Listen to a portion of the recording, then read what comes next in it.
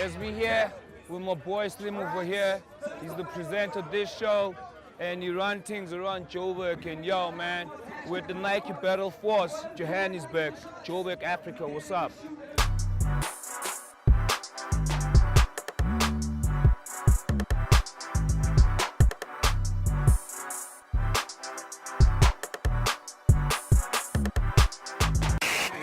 Thank you so much for coming out, man. It's Nike Battle Force, your boy Slim Joe out here with the Sansa, out here with my lockdown family, out here with the hardest basketball players in Jersey, out here with the hottest teams in Jersey, out here with the hottest people, the hottest girls, the most handsomest guys you can find in Jersey, out here with Nike South Africa in Jersey, in Joburg. That's where we at, man. It's the boy Slim Joe. Thank you so much for coming out.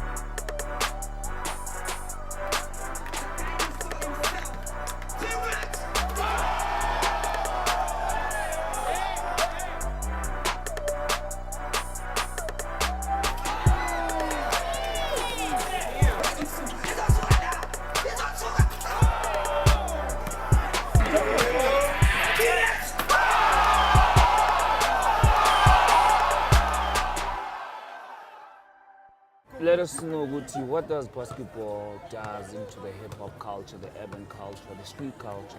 What role does it play? Basketball has definitely encouraged the street culture in a major way. You see people wearing things. You see Lebu them wearing basketball shoes and everything all the time. What's up, Lebza? One of the guys, you know. So it's just like, you know, it has done so much. Now you see cats with vests in basketball games. I'm gonna be presenting an award at the Hip Hop Awards, which is the most valuable award. And MVP. To me, that I don't know if that's them saying something to me as well. Me presenting an award like that, you know, MVP, giving an MVP. I don't know. And being able to go there and maybe even wearing a basketball vest on the day, you know, and because that's how valuable hip hop has become to the culture. Hip hop now has had people come into a vibe, people chilling, you know. The music does stuff for the game. The music hypes up players for the game, you know. And now you can see people wearing shorts. Now because of the Nike throwbacks, for us it's easier. It was like influencers. We can wear the vests with the Air Force Ones again and look good like we did in the day. And they're making they're doing everything so right to a point where it's getting tighter, you know. The clothes are getting nicer, the things are getting more, so it's not just that baggy, because back in the day people used to think you mad. Yeah. You used to wear baggy things I in was school, like that during school, you know, and everything. You used to come with your basketball vest and stuff you like know? that. So, and people look at you like, but now you have something that could actually fit your body to the T, and that to me is really something cool. You got the homies that you see over there wearing like that now, you can wear it and you look super dope, you know, so.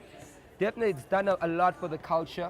You get players playing in celebrity games now from the hip-hop culture, like Sanela, like Ricky Rick, like Casper them won the NBA celebrity game that I was hosting at NBA Fan Zone this year before the game. Oh, yeah? And that was, you know, a lot of the hip-hop guys came out. So that's really saying that, you know, we're definitely doing something right. And, you know, the culture will always be, it's something that won't go away.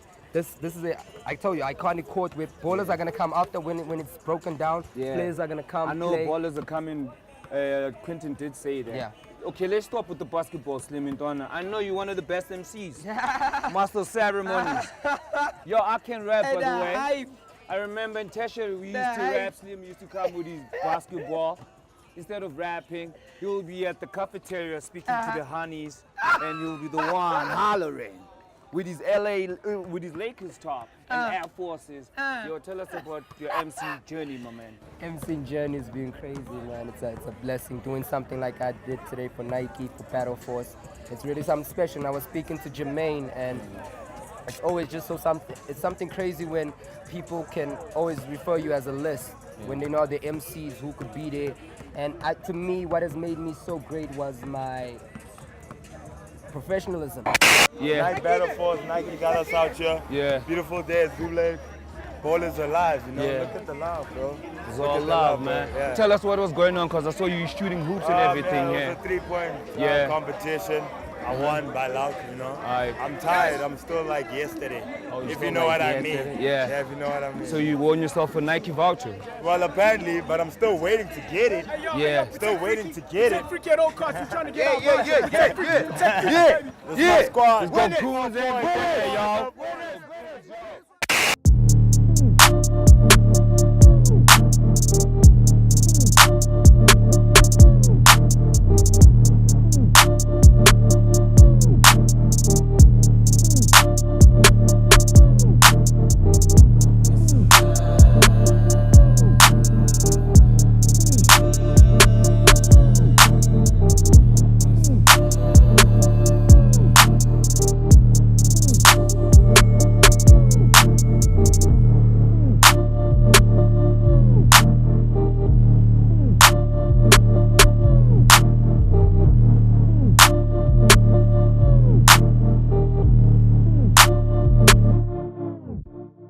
Basketball is one culture that's dominating in the hip-hop trends. And when you look at the fashion, the modern culture now, most hip-hop heads, they based on basketball sneakers. Why is that? Is basketball the major influence in the hip-hop swag or what? That's a good question, but I think about which started first. Hip-hop can be originated to around the 1970s. Basketball started way before then, right? Basketball has had an influence on what hip-hop culture is. Yeah, Sneaker culture started on the basketball court and then extended onto the into hip-hop culture. So I think if you're trying to draw roots, that's the only practical manner in which you can look at where the culture started. It's nice that the cultures are interlinked now, because you have to kind of think whether it's hip-hop culture or basketball culture is bigger. And I could arguably say that basketball culture is bigger because there are more people participating in it, just in terms of pure numbers. Hip-hop culture is celebrated because music is universal. So is sport. We are both platforms where you can escape life and where you can escape your life. So that escapism is not a unique platform. They're just different platforms. It's whether they're interlinked or interlaced doesn't matter. So you talk about sneaker derivation, it's nice that they're there. And the lingo, the way we speak sometimes, and even here in South Africa, it's I'm a nigga or whatever, or Americans, but it's our culture. It's part and parcel of who we are, because we identify with certain things that come from there. We don't have to make it uniquely American, because we are African. And I identify with being an African and a South African before I identify with being anything else. So, these questions that you're asking are great. This is events like this. So let's talk about the event that we had, right? This is Nike Battle Force.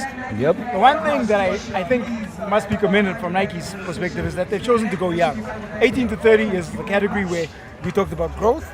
You want to see the culture grow? You make the events for those guys, because guys from my era, we can still come out here and compete, but we want the guys from the younger era to be given the platform to express themselves.